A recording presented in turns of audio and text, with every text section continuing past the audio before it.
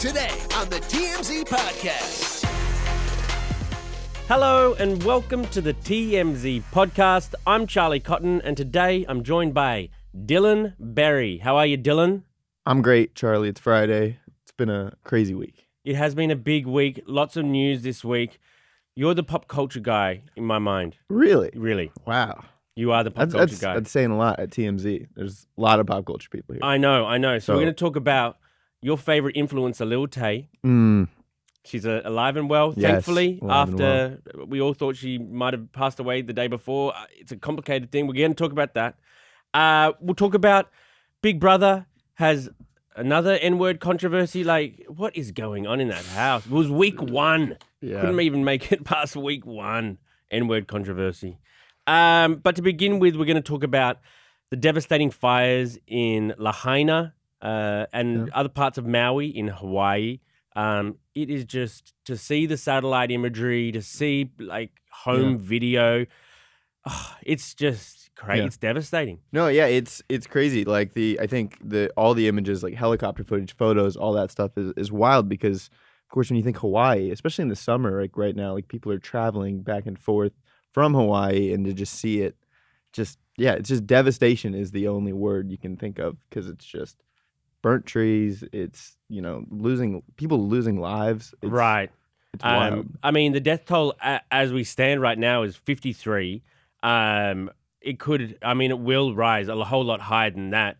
I spoke to Kelly Slater yesterday, the GOAT of surfing. Wow. He told me that he's got friends who are walking around the streets around there and they're just seeing bodies in the streets everywhere they go. So he said it's going to be like crazy, much higher.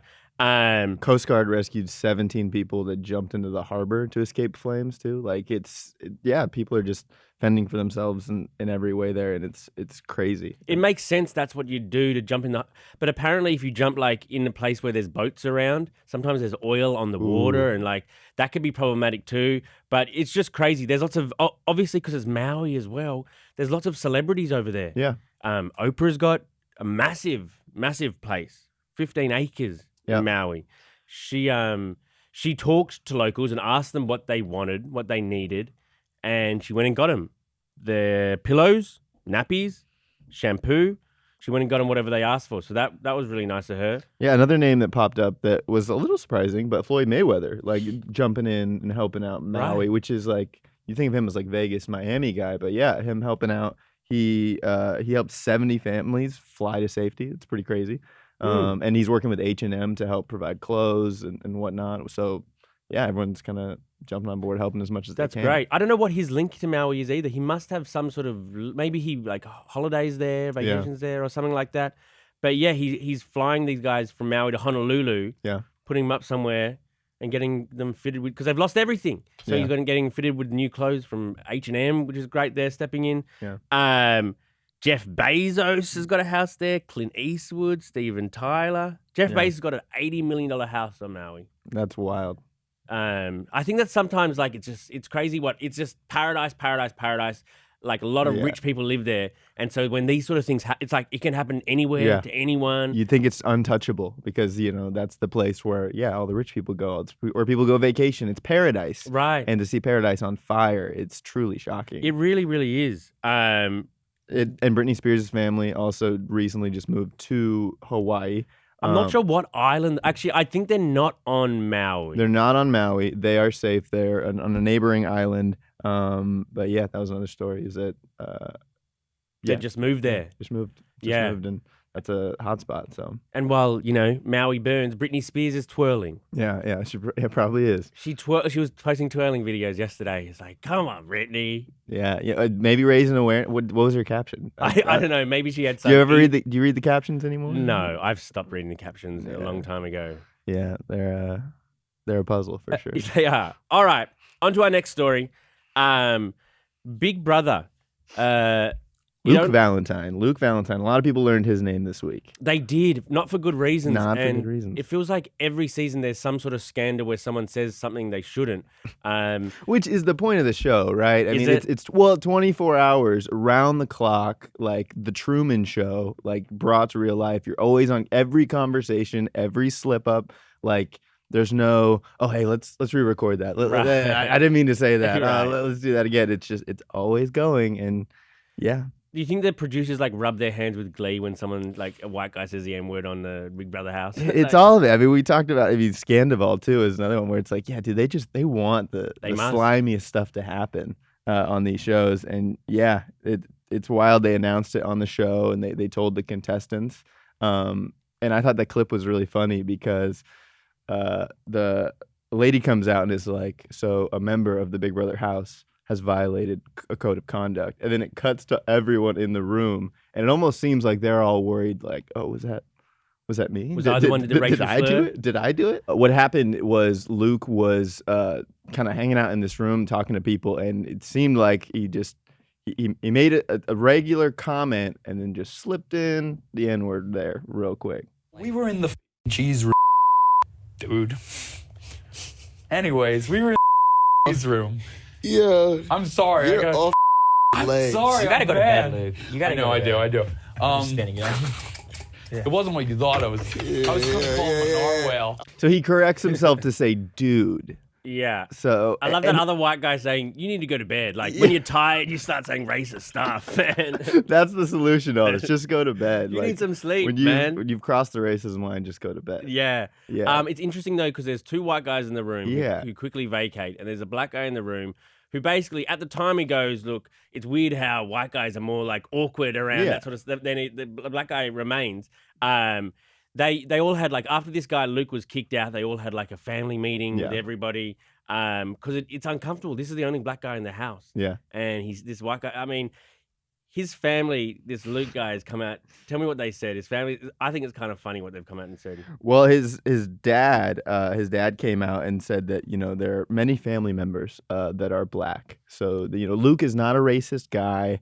He didn't mean this in a bad way, but he has black family. So it's the pass. Is that what he's saying? Is that what he's saying? A step up from I got black friends. Oh, I'm not racist. I got a black friend. Black family is. I mean, it is a little more like, oh, family. Yeah, well, yeah. No. Well, I mean, that's going to be awkward, like Thanksgiving, because his stepmom is black. His step siblings are black. Yeah. Obviously, his dad, who gave this statement, has married into a black family.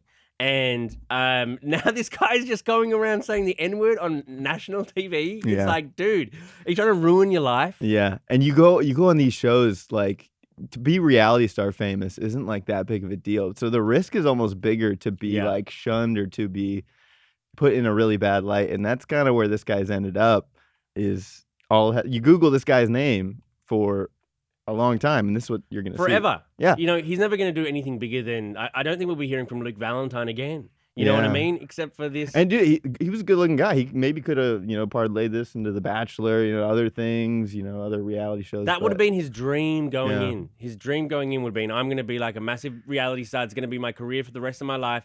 You say the N-word, you get fired from your job. He should have just said narwhal, if that's really what he was. Narwhal. I think narwhal? he said narwhal. Yeah, dude. What? That's bizarre. That would be maybe weirder, though, wouldn't it? If he said who narwhal. says that? Yeah, I've never heard anyone say that. Yeah, me neither. I don't. That was a bad save, too. Really bad save. These sort of controversies seem to happen in the Big Brother house a lot. And you're right. I think on reality TV, often the producers are hoping someone might step in it or say something they shouldn't. And I mean, in a way, it's good that we, now we can have a conversation about it. And other people have a conversation about it. And that's sometimes why reality TV is a useful tool. Yeah. Because it can stem conversations through things like this. So it feels like the only time I'm ever like watching any Big Brother or anything is to do with some scandal of someone saying something they shouldn't. Yeah, reality TV, I mean, we just talked about Survivor before. It's all just like a people experiment. What happens if 20 men are vowing after one woman's heart? You know what I mean? Right. It's all some crazy social experiment. And these things happen. Yes. Like people slip up, people aren't perfect. And yeah, it's on full display. It seems like it happens on Big Brother more. Yeah, Big Brother, it is more. But yeah, they're always wearing those mics and the cameras are always rolling. But like, there's no racism scandal on Love Island. Yeah. You know what I mean? Yeah, true. But I don't know. I don't know why if Big Brother attracts like racist contestants, or if basically that's kind of the point. And Love Island, the point is to fall in love. So they might not show it if you say something crazy. Yeah. They don't want it to be distracting, but yeah. Right. Anyway, Yeah. onto our Wild. final story. This story like dominated social media, it feels, this week. Lil Tay. Lil Tay, the social media influencer. She's 14 now. How old was she when she rose to fame? Like, it must have been like 8 or 9. Yeah, it was about 5 years ago. Yes, when she kind of blew up when she was beefing with Bad Baby. Yeah. And like, you know, all those videos of just get your money up. Like, first off, Lil Tay's a legend. Like, Is she? She is a legend. Yeah, like when her videos were coming up, like she was all over the place. Like people were sending it, like people were quoting her. She was just one of those like social media stars. She was a little rapper? Was she a rapper or what She did was. she do? She would like just flaunt this crazy lifestyle that she's 9 years old and she's got cars that your favorite rapper doesn't have. Right. And like she was just so outrageous. Like a 9-year-old girl's Yeah, got, you know, yeah, and okay. she was always just hilarious. It's a good bit. Good bit. But yeah, this week there was a very disheartening message on her social media saying that her and her brother had passed. And all over my social media, I saw it like, oh, Lil Tay's dead. And it was really sad. And people, like, I had friends who were like, dang, dude, Lil Tay's gone. That's so sad. Right. And I noticed we hadn't posted it. So I was like, oh, something weird's going on here. Because we would post it, you know. Right. And often when people talk to me about TMZ, they're like, I go to TMZ to check if something's true. Yeah. A celebrity death like this. Yeah, and we had reached out to police and we'd checked like, hey, was there any record of Lil Tay dying or being killed? And there was nothing. And other outlets had done this as well, and there was a lot of mystery. And then finally, we get a statement from Lil Tay, and yeah, I want to make it clear that my brother and I are safe and alive, but I am completely heartbroken and struggling to find the right words to say, because she was receiving messages, calls from friends, from family, being like, OMG. Right. But she's answering the calls. OMG. So the $1 million question, why did it take her 24 hours to say I'm alive? Yeah, that I have no idea. And what's the angle for someone to hack an Instagram and do this? I know it's not when you hack an Instagram. It's usually not the thing you do like I'm dead. Yeah, you know, or it's not even I'm dead. It's And then yeah. Why take 24 hours? It should be right away. Like come up with a video, be like, "Yo, I'm right here." Do you watch Dave? No, I've not seen Dave. Lil Dicky's got a show called Dave, and they tackle this exact theme. I wonder if Lil Tay has been watching Lil Dicky, because in an episode like that just came out like a few weeks or a month ago, somehow it comes out that people think Lil Dicky's dead. I think his caravan blows up. People think Lil Dicky's dead. And so it's the news starts reporting, Lil Dicky's dead. And he can see like his following start going up. And then they're like, should we say like we're fine? Should we tell the media we're fine? We're fine. They're like, no, let's leave it 24 hours. Oh my god. They say, let's leave it. We'll say we're fine. You know, the morning after, we'll think of an excuse. We didn't have our phones. And he starts blowing up even bigger and bigger and bigger. And it strikes me that Lil Tay, weeks afterwards, is doing the same thing. Wow. Maybe. Or maybe her Instagram got hacked. I mean, it doesn't make sense to me. Yeah. But it seems like it's following that playbook. Because, yeah, even if this was a hoax that she was in on, this is good for her, right? 100%. I hadn't thought about Lil Tay in a while. We hadn't seen her post in a long time. So this was a like, oh yeah, Lil Tay. Oh no, Lil Tay. And then you're like, oh, Lil Tay's okay. You're nostalgic, Yeah. you know, for Lil Tay for you.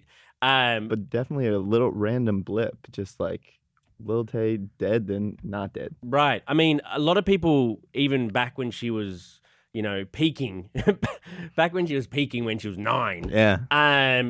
There was a lot of people accusing her brother of being kind of like the puppet master behind Lil Tay, and basically telling her what he'd say and he'd do in these situations, but when it comes out of a young girl's mouth, it sounds like outrageous. And the fact that they're sort of like, you know, we've got something sad to report, Lil Tay's dead, also her brother's dead too. Oh. Because her brother was included in that message too, a lot of people suspect that he's also masterminding this, which is, I mean, child abuse in a way. Like, because she's only 14 years old, and for them potentially to be pulling such a big prank that affects her life, you know, it's just, I don't know what they're doing. Yeah, maybe this is all they're being honest. Yeah, but if do you think there's more to this story then? Because that would be the like, because this does seem like an absolutely insane thing to happen, And then you start getting people digging up maybe theories of like what's going on. So you need to address it, and you need to really because I don't know how much goodwill you buy. If in a week from now Lil Tay's like, I got an album coming out or I got something happening, then it's like, ooh, way bad. It's so like icky. I mean, but it's also like that's an experiment in itself too. Like, is this can you parlay something like this where I think you're gonna lose some people's goodwill because you're like, you fooled me. But maybe like, I mean, Tekashi 6ix9ine is still doing really well, and for a while we're like, damn, that guy's just never gonna be fine because of everything he's done, snitching on people and this, and you turn out you're bigger and better than ever. Maybe Lil Tay, you go, no one could survive this. Oh, that's poor choice of a phrase. But like, Jeez. I don't know. Well, it'll be interesting to see what happens. Like, I mean, I'm kind of interested. Like, even if it was a grand hoax, I'm still kind of interested in what's to come for it. Yeah, it's interesting to see how this will play out for sure. Absolutely. Well, thank you very much for joining me here today, Dylan. Yeah. And we'll see you guys here next week.